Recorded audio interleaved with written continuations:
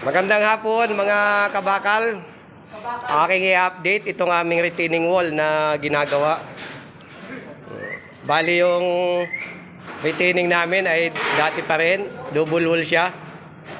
Ang spacing ng bakal natin mga kabakal ay 12.5.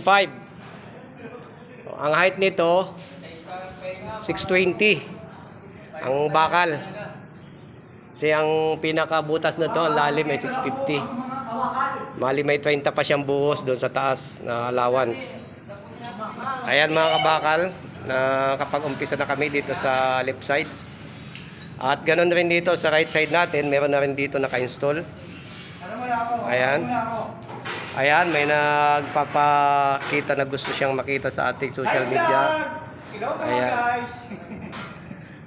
Dati pa rin dito sa kabila, ganun pa rin ang spacing niya mga kabakal.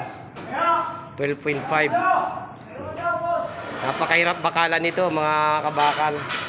Kasi nakita nyo naman yung mga I-beam. Kailangan natin tiyagain dahil yun talaga ang kailangan. Guys, kabakal, kung nagustuhan yung aking video, pakisupport naman sa aking channel at sa aking page, Kabakal Vlog. Nang sa ganon ay matulungan ang aking page at ang aking channel para makilala sa social media. Maraming salamat mga kabakal at sa mga viewers natin at sa ating followers. Ganon din sa ating mga subscriber.